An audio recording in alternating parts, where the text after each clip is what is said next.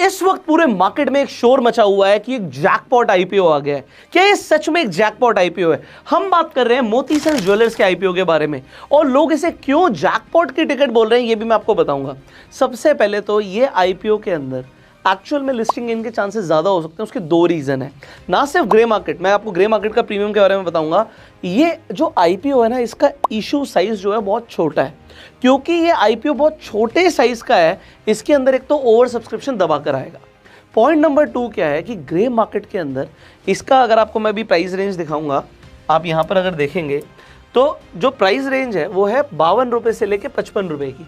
अगर एक शेयर की हम बात करें अपर साइड पे तो 55 रुपये का है, बट ग्रे मार्केट के अंदर इसका प्रीमियम चल रहा है 105 रुपये। 105 का मतलब हो गया 190% एक्स्ट्रा लोग प्रीमियम देने के लिए रेडी हैं इस शेयर को पाने के लिए। देखिए, आपको सिर्फ ग्रे मार्केट के ऊपर रिलाय नहीं करना चाहिए जब भी आप आईपीओ के लिए इन्वेस्ट कर रहे हैं। पर अगर आप ग्रे मार्केट को देख रहे हैं, ग्रे मार्केट को प्रीमियम को देख रहे हैं, तो लगभग वो 70% एक्यूरेट होता है। मतलब 70% चांसेस हैं कि जो ग्रे मार्केट में प्रीमियम चल रहा होगा लिस्टिंग उसके हिसाब से होगी। तो अगर किसी आईपीओ को ग्रे मार्केट प्रीमियम 190% चल रहा है तो यहाँ पर क्लियरली दिख रहा है कि आपको पैसा मल्टीप्लाई करने की एक अपॉर्चुनिटी मिल रही है।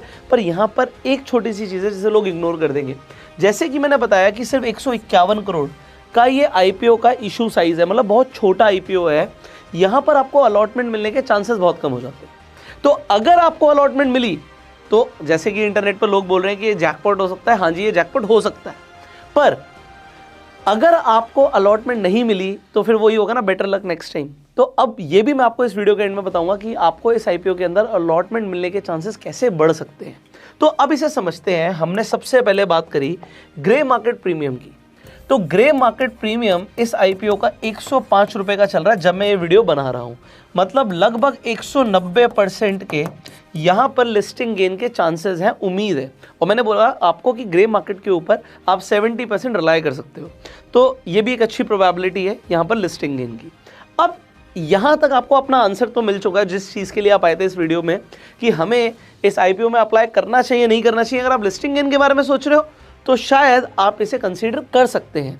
अब आगे हम बात करते हैं। ये कंपनी 1997 में शुरू हुई थी। इन्होंने अपनी ऑनलाइन प्रेजेंस 2011 में बिल्ड करी है।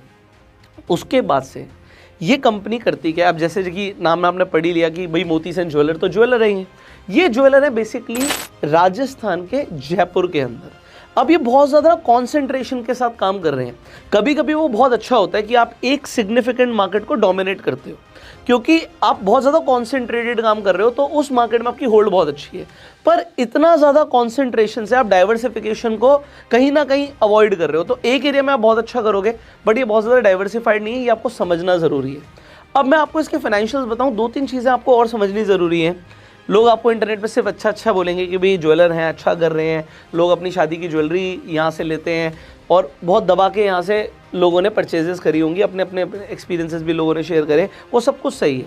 बट पॉइंट यहाँ पर ये भी है कि आपको ये भी देखना चाहिए कि भाई आप सिर्फ प्रोज देख रहे हो, कॉन्स नहीं देख रहे।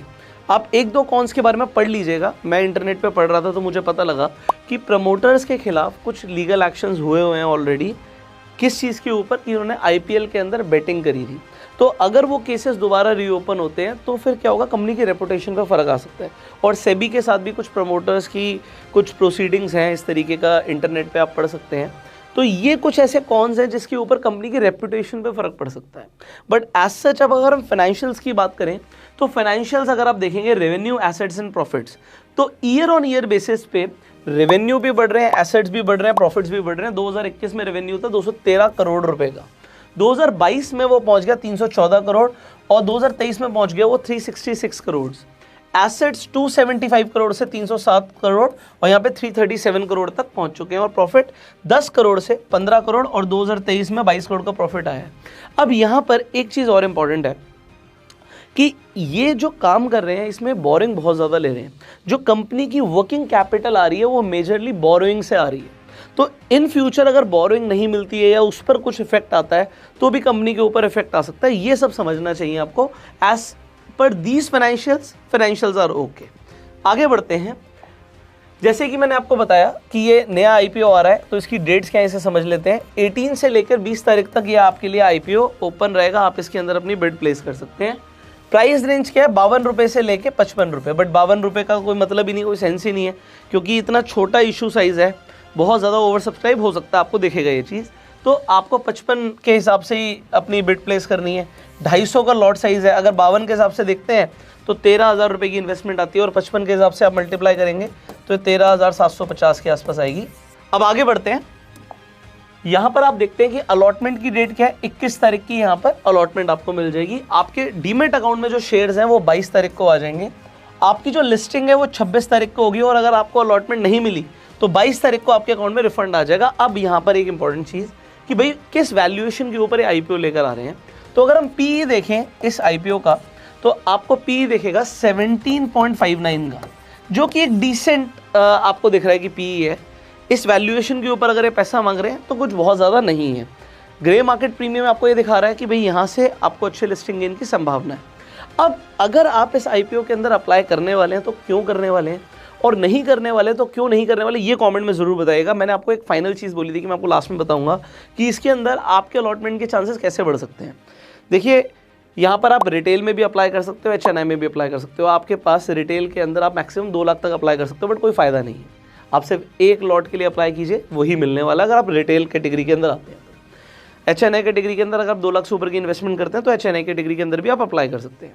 पॉइंट नंबर 2, अगर आप रिटेल के अंदर अप्लाई कर रहे हो और आप एक लॉट के लिए अप्लाई कर रहे हो तो बहुत कम चांसेस हैं कि आपको मिलेगा। बट अगर आप फैमिली के अलग अलग लोगों के डीमेट अकाउंट से अप्लाई करोगे तो आपके अलॉटमेंट के चांसेस बढ़ जाएंगे। इस वक्त आप फ्री में जाके अपने डीमेट अकाउंट भी खुलवा सकते हो, आपके फैमिली मेम्बर्स के भी डीमेट अकाउंट खुलवा सकते हो। आपको लिंक डिस्क्रिप्शन और पिन कमेंट में मिल जाएंगे। इंटरनेट पर ईजी स्टेप्स फॉलो करके आपके डीमेट अकाउंट ओपन हो जाएंगे। इसके साथ साथ आपको इस वक्त जो कंपनीज है वो रेफरल रन पर भी बहुत अच्छा पैसा दे रही हैं। तो अगर आप अपना किसी का डीमेट अकाउंट खुलवाते हैं तो आपको ये समझना है कि आपने अगर किसी को रिकमेंड किया तो एक रेफ़र करने पर आपको तकरीबन 700 रुपये कंपनी दे रही है रेफ़र करने का। तो आप 10 लोगों को रिकमेंड कर देते हो तो आपको 7,000 रुपये मिल जाते हैं, और ये आप अपने अकाउंट में विड्रॉ भी कर सकते हो। तो ये भी एक एक्स्ट्रा अर्निंग की अपॉर्चुनिटी है, इसे आपको नहीं मिस करना चाहिए। तो लिंक डिस्क्रिप्शन कमेंट बॉक्स में, जिससे आप अपने डीमेट अकाउंट खुलवा सकते हो, अपनी फैमिली में लोगों का डीमेट अकाउंट खुलवा सकते हो, और रेफर एंड अर्न के थ्रू भी पैसे कमा सकते हो। हर कंपनी ऑफर नहीं देती, but you can check the links in the description and pin comment, and you can definitely open your demat account, start investing, and आप रेफर एंड अर्न के थ्रू कमा सकते हैं।